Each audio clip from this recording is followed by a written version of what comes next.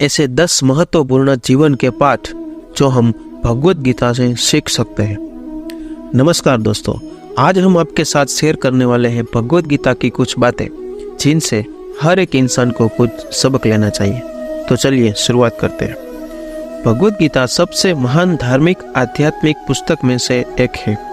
सार्वभौमिक सत्य के सिद्धांत के रूप में माना जाता है। यह लंबे समय से न केवल भारत के लोगों को बल्कि विदेशों में भी लोगों को प्रभावित कर रहा है। यह जीवन के हर पहलू को समेटे हुए है। यदि भगवत गीता की शिक्षाओं का पालन किया जाए तो निश्चित रूप से एक शांतिपूर्ण जीवन जिया जा सकता है। मैंने व्यक्तिगत रूप से भगवत गीता की शिक्षाओं से बहुत सारे अर्थ निकाले हैं। भगवत गीता खोए हुए लोगों को रास्ता दिखाती है, भ्रमित लोगों को जवाब देती है और सभी को ज्ञान देती है। इसे दुनिया की अब तक की सबसे बड़ी आध्यात्मिक किताबों में से एक माना जाता है। आज हम उन सबक की बात करने वाले हैं जो भगवत गीता से हर एक इंसान को सीखने चाहिए। भगवत गीता में जीवन, भावनाओं और महत्वाकांक्षाओं के पाठों के साथ 18 अध्याय है। इन सभी पाठों का पूरा सार इस प्रकार है। पहली सीख है, आपको अपने काम का आनंद लेना चाहिए। जब हम काम करते हैं तो हम प्रक्रिया के बजाय परिणाम को देखते हैं। भगवत गीता में कहा गया है कि कर्म स्वयं फल से अधिक सुखद होना चाहिए। फल को अपने कार्यों का उद्देश्य न बनने दें, जिससे आप अपने कर्तव्यों को न करने के लिए मजबूर नहीं होंगे। इसका मतलब ये है कि यात्रा मंजिल से ज़्यादा महत्वपूर्ण है। जैसा कि कहा जाता है, सभी महान कलाकार, योद्धा, वैज्ञानिक महानता प्राप्त करते हैं क्योंकि वे स्वयं काम की प्रक्रिया का आनंद लेते हैं। दूसरी सीख है, आपको अपनी भावनाओं को मैनेज करना होगा। गीता का एक बड़ा हिस्सा भावनाओं और लगावों को मैनेज करने की बात करता है।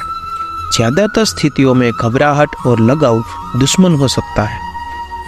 भगवत गीता सैकड़ों उदाहरणों को चित्रित करती है जहाँ यह सिखाती है कि कैसे किसी को शांत रहने और भावनाओं पर तर्क का उपयोग करने के लिए सबसे बुरे समय में भी सोचने की आवश्यकता है। जागृत मुनि उस व्यक्ति को बुद्धिमान कहते हैं जब वो व्यक्ति पूरी तरह से परिणामों की चिंता से मुक्त हो जाता है। तीसरी सीख है, इन चीज़ों को करके आप अपने इमोशन को मैनेज कर सकते हैं। गीता अष्टांग योग का अभ्यास करने के और सही भोजन का चयन करने का सुझाव देती है। गीता ने भोजन को 3 प्रकारों में वर्गीकृत किया है: सत्व, रजस और तमस। सत्व फल, हरी सब्जियां, दूध है।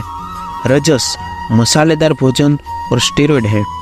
और तमस वसायुक्त भोजन और बचा हुआ भोजन है।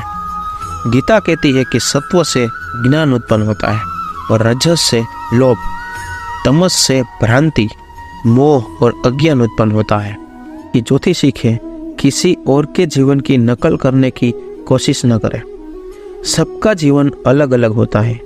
एक योद्धा सोच सकता है कि एक किसान का जीवन सुखद और खुशियों से भरा होता है। किसान सोच सकता है कि एक योद्धा का जीवन ऊर्जावान और सक्रिय है।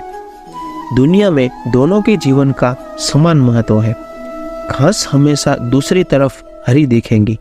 जैसा कि गीता कहती है, किसी और के जीवन को नकल करके जीने से अच्छा है कि आप अपने भाग्य को अपूर्ण रूप से किया जाए। पांचवी सीख है, अपने लक्ष्यों को हमेशा याद रखें।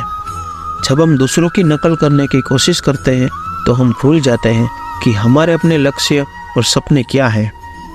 हम एक बेहतर व्यक्ति बनने की कोशिश करते हैं, भले ही यह बेकार हो, जैसे हम सोशल मीडिया साइटों में कैसे शो ऑफ करते रहते हैं। छठी सीख है, हर कोई आपके समान व्यवहार के लायक है। सरल शब्दों में सभी के साथ एक जैसा व्यवहार करें। गीता में इसके लिए एक पूरा अध्याय समर्पित है। शत्रुओं के साथ भी अच्छा व्यवहार करें, क्योंकि इससे आपके अंदर कम अपराध बोध होगा और आपके अंदर लड़ने की भावनात्मक बोझ कम होगा। वही सच्चा देखता है जो हर प्राणी में ईश्वर को देखता है। वह खुद को या दूसरों को नुकसान नहीं पहुंचाता है। सातवीं सीख है, बिना किसी उम्मीद के अच्छा करो। किसी भी काम के बदले में कुछ भी उम्मीद ना करें। सिर्फ इसलिए कि आपने कुछ अच्छा किया है। गीता इसके बारे में विभिन्न रूपों में बात करती है और इसकी नैतिकता की तुलना में बहुत अधिक व्यवहारिक समझ रखती है। एक उपहार तब ही पूर्ण होता है कि वो किसी इंसान को दिल से और सही समय पर दिया जाए और उसके बदले में हम उससे कोई उम्मीद भी नहीं करते हैं। 8वीं सीख है, ज़्यादा सोचो मत, एक्शन लो। हम उन चीज़ों को विश्लेषण करते रहते हैं जिन पर हम कार्यवाही करना भूल जाते हैं। यह विशेष रूप से जानकारों पर आम है। हम केवल उस ज्ञान पर काम करने के बजाय चीज़ों का विश्लेषण करने और उसके बारे में बात करने में सहज होते हैं। अपरिपक्व लोग सोचते हैं कि ज्ञान और क्रिया अलग अलग है, लेकिन बुद्धिमान उन्हें एक ही मानते हैं। 9वीं सीख है, अपने कर्तव्यों को नियंत्रण में रखें। अगर आपने कुछ वादा किया है तो बस उसे करें। जीवन में महान चीज़ों को प्राप्त करने के लिए अति विश्लेषण न करें और विश्लेषण पक्षाघात को बहाने के रूप में उपयोग करें। आप दूसरे के कर्तव्यों को पसंद कर सकते हैं और अपने को नापसंद कर सकते हैं, लेकिन फिर भी अपना कर्तव्य स्वयं करें और दूसरे का नहीं। भले ही आप दूसरे का कर्तव्य बहुत अच्छी तरह से कर सकें, या आप विरोधों के क्षेत्र में फंसते चले जाएंगे और तुम्हारे दुखों का कोई अंत नहीं होगा। हमारी आखिरी और 10वीं सीख है, सबसे बड़ी शक्ति से भी बढ़कर शक्ति होती है। कुछ भी गलत होने पर हम निराश हो जाते हैं क्योंकि हमें लगता है कि हम इसके बारे में कुछ नहीं कर सकते। हम अंत में थक कर बैठ जाते हैं और सोचते हैं कि इसके आगे कुछ और नहीं हो सकता। लेकिन गीता के अनुसार किसी न किसी रूप में सत्य की हमेशा जीत होती है। इसलिए आपको अपना कर्तव्य करते रहना चाहिए, भले ही आपका शत्रु दुर्जय दिखाई दे। धन्यवाद। इस वीडियो को देखने के लिए आप सभी का हार्दिक आभार। आशा है कि आपने इसमें से कुछ नए और महत्वपूर्ण जीवन से सीखे होंगे जो हमें भगवत गीता से प्राप्त होते हैं। कृपया हमें यह बताएं कि आपको ये सीखों में से कौन कौन सा सबसे अधिक प्रभावित किया गया है और आपने इन्हें अपने जीवन में कैसे शामिल किया है। क्या आपके मन में इस वीडियो और भगवत गीता से संबंधित कोई और प्रश्न है? हमसे ज़रूर शेयर करें ताकि हम आपकी सहायता कर सकें और आपके सुझावों का स्वागत कर सकें। आपसे अनुरोध है कि हमारे चैनल को सब्सक्राइब करें, लाइक करें और इस वीडियो को अपने दोस्तों के साथ शेयर करें। धन्यवाद और जय श्री कृष्ण।